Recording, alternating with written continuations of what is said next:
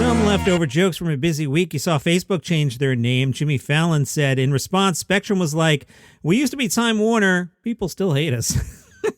Fallon, yeah, meta, as in when I joined Facebook, I met a lot of crazy people. Colbert, that's right, meta, as in your Aunt Gloria saying, I met a guy on Facebook who says the vaccine made his balls magnetic. Fallon, this feels like when there's an E. coli outbreak at a pizza place and they just change the name from Sal and Tony's to Tony and Sal's, same gross owners. Companies often change their name to help their image, and since it's up for grabs, Johnson & Johnson is now Facebook and Facebook. It's so good. Colbert, the company says the name Facebook is not going away, but from now on, we're going to be Metaverse first, not Facebook first. But don't worry, the self-esteem of teenage girls will always be last. From thehill.com, Dave Chappelle. Yeah, that guy. We never talk about him. He's been receiving backlash. Did you hear about this? Apparently, he had a controversial special. Did you hear about this? Also, there was a pandemic last year. You hear about that? Despite the heat Chappelle's receiving, he is not the most hated comedian in recent years, according to a new poll. Now, you're probably wondering, who is the most hated comedian in recent years? I don't know. I haven't pre-read this.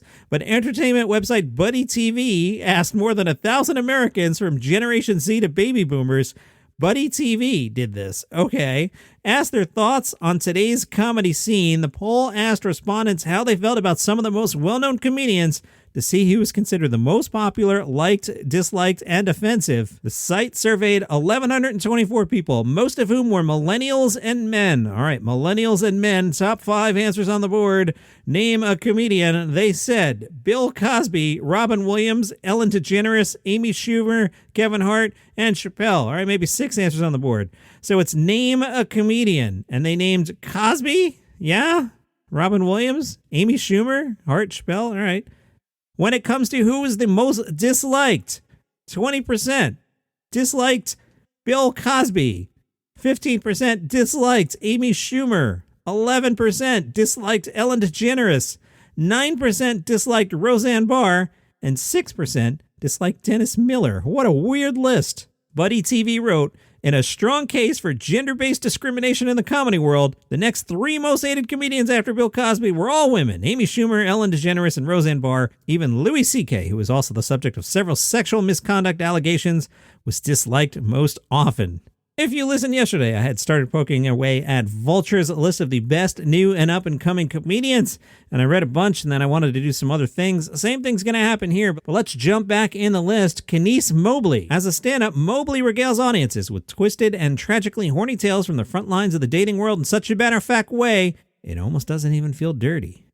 Lacey Mosley brought new life to 2 comedic institutions this year. She became part of the core cast of a Black Lady sketch show. She also became a regular on the reboot of iCarly, which didn't go over that well with certain members of the fan base. Mosley was the subject of racist TikToks after her casting in the show was announced, and all the non-losers in the fandom and at Nickelodeon rallied to her defense, saying, I'm gonna thug it all out, you can't break me, I've been through too much. But F you, weirdos. Being a black woman is so hard, but so lit. I'm going to go harder. You'll be mad forever. What even went on there? I can't believe I'm clicking a link about racist TikToks, but I'm curious. Let's see. Miranda Cosgrove, in the official iCarly revival account, have shared a message condemning racism in the fandom on Sunday after news star Lacey Mosley was made aware of hurtful TikToks. iCarly are proud to be racially diverse, not only in our crew, but in our cast. Mosley plays Harper in the new revival for Paramount+. Fans noticed that several beloved characters, like Sam, would not be returning alongside the others, prompting many to take it out on Mosley. People are insane. Danielle Perez is on the list. Oh, so you want to talk about boundary-pushing stand-up, says Vulture? You really want to go there? Then check out the work of Danielle Perez, who delivers jokes about the heaviest of subjects with a breezy openness that's totally disarming. She turns trauma into something cheeky and turns a past abortion into a quickly paced parade of hilarious punchlines. She sets this section of her material with a knowingly flippant, when I got pregnant, it was difficult because I was saving up for an iPad. Wow, Vulture writes, Perez might have first come into your purview when she won a treadmill on The Price is Right in 2015. She's a wheelchair user, so this was a truly absurd moment in TV history. Following that experience, that got her invited on Jimmy Kimmel. She has become an activist offstage by specifically advocating for accessibility for the disabled at comedy venues around LA and proactively being as inclusive as possible with her own shows. Hannah Hilks. Back when there was Vine, she had 300,000 plus followers and 120 million loops. Her new Instagram and live show first approach seems to be the new strategy among rising talent. It's no longer just an experimental side door Pieces like Women Whose Dancing is Just a Series of Tiny Movements and Let Me See What I Can Do, Woman show that her demonstration of the holy grail of comedy being generative without any prompting or guidance whatsoever. In other words, it's not just her physicality and execution that impresses, it's her ideas. How about Please Don't Destroy? I think we all got to know them when they appeared on Saturday Night Live. Saying that New York-based sketch comedy trio Please Don't Destroy are comedians you should know is like saying that peanut butter and jellies are sandwiches you should eat.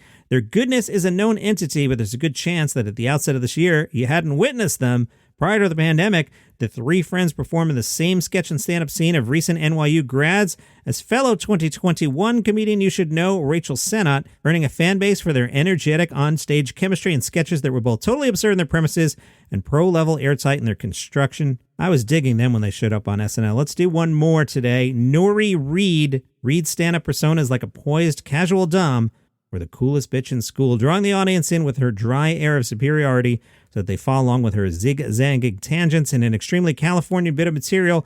Reed said she's not scared of the big one anymore because I love drama. I watch a lot of Bravo TV. I've been practicing throwing wine at the earthquake. This from Vulture. It's their best new and up-and-coming comedians. I will poke away at that list a little bit more tomorrow, but I want to tell you about John Cleese from The Laugh Button. Earlier in the year, we learned that John Cleese had collaborated with Rob Schneider and Monty Franklin on a new script, The Great Emu War. The idea stemmed from one of Monty Franklin's stand-up bits, and now the project is taking off. It's a film set in 1932 Western Australia. When farmers complain that flocks of emu are eating their crops and wreaking havoc, they turn to the Australian government, which sends heavily armed divisions of the army to wipe out the bird. But the flightless fowl proved too clever for the military, which after several humiliating skirmishes, declares defeat. John Cleese, Monty Franklin, Jim Jefferies, and Rhys Darby all star in the movie. That is fantastic. Cast alone, I'll go see that. Man, I got a lot of stories yet again. I need a drink of water. Let's take a break and then I'll figure out what I'm going to do next.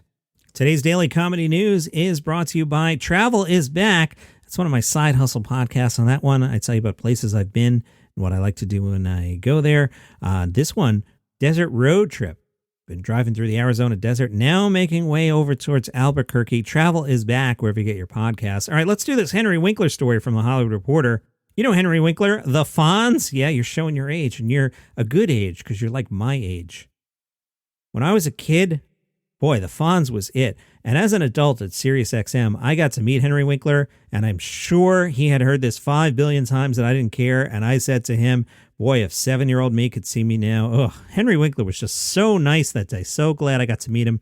I have a picture with him. And what's funny is, you know, if you have a MacBook and you use the photo app, it'll figure out who everyone is in your family. Like Google kind of does the same thing. It has determined that my family is my wife, my kids, my mom, and Henry Winkler. I don't know why. I guess because there's a picture of Henry and I, but it always cracks me up. It'll have all my kids' names, and then it'll say Henry. Well, he is selling one of the Fonz's leather jackets. Henry Winkler's had this in his possession for decades. There's an auction taking place November 7th. I'm recording in advance. That's today. Good thing I did the story. Woo! Today in Los Angeles at Bonham's. Get moving. I hope you downloaded this thing early. The leather jacket will be sold as part of a complete Fonzie outfit that includes an original pair of blue jeans, a t-shirt, and biker boots. The grouping has an estimate of $50,000 to $70,000. The items are part of the 26-lot Henry Winkler collection, which is included in Bonham's TCM sale. Henry Winkler talked to the Hollywood Reporter and said, during the pandemic, I had the urge for spring cleaning, except that it lasted for a year and a half. I found 27 boxes, and those boxes were filled with memorabilia from Happy Days to The Waterboy to Scream. The boxes contain everything from a t-shirt and hat collection to the book that I held on the sidelines and The Waterboy for making plays. He says 2 masks from Scream that he cut on screen, and the prop people gave them to him because they weren't going to be used again. Winkler played Principal Himbry in the 1996 film. He's selling one of the Scream Ghostface masks. It has an estimate of $20,000 to $30,000. What's he going to do with all this money? It's going to the nonprofit This Is All About Humanity, co-founded by Henry Winkler's daughter, Zoe. She started this with 2 friends to take care of the children who were separated from their parents at the border. Good job, Zoe Winkler. Henry actually had 2 original Fonzie leather jackets at home, one of which is going up for sale. The second he's keeping. He only knows of 5 others. The one at the Smithsonian, seen it. One that was stolen from the costume department at Paramount. Was the very first one I ever wore. Probably Joe Rogan has it. Was that today or yesterday? That was yesterday. I'm supposed to punch up, right? Joe Rogan's podcast sucks. Come at me, Joe Rogan. It's the very first one Henry Winkler ever wrote. One that was destroyed after we ripped out the lining in order to do the water skiing when we jumped the shark. It's ironic. And two that were in the possession of series creator Gary Marshall. Winkler tells The Hollywood Reporter he did not try on the Happy Days jacket that he's selling before parting ways with it. I would have wept. I think I would have pulled the zipper out of the lining. As part of the sale, which is today, Winkler's also selling a pair of mechanics overalls that he wore in Happy Days, a jacket that he wore in Ron Howard's Night Shift, and a pair of cowboy boots that he wore in the film The Lords of Flatbush, and later as Fonzie. Interesting, he said, I like to take something from one thing and use it in another, so I bought these boots on 23rd Street, New York City for The Lords of Flatbush, and I brought them to wear with me as the Fonz. Winkler says he still cherishes appearing on Happy Days. I love the people, they're still my friends.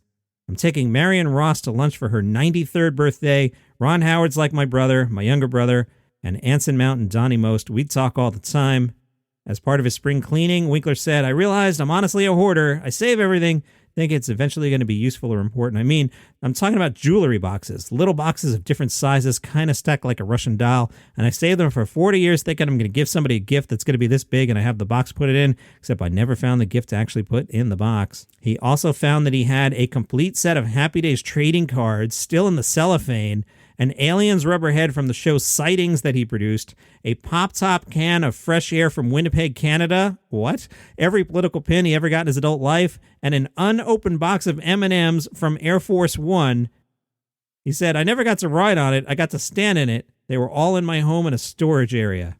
So one of the rules of comedy is get out on top. There's nothing going to top that. I've got some stuff. I mean, I could tell you what Colin Mockery's up to, but Henry Winkler, man. Let's get out on a good note. Follow this show on Good Pods, Apple Podcasts, Google Podcasts, Spotify, wherever you get your shows. If you enjoy what I do here and you'd like to support the show, two ways you can do it now. You can go to Good Pods and there's a tip jar. You can just throw some money in that tip jar. It'll make its way to me via Venmo. All the kids are using Venmo today.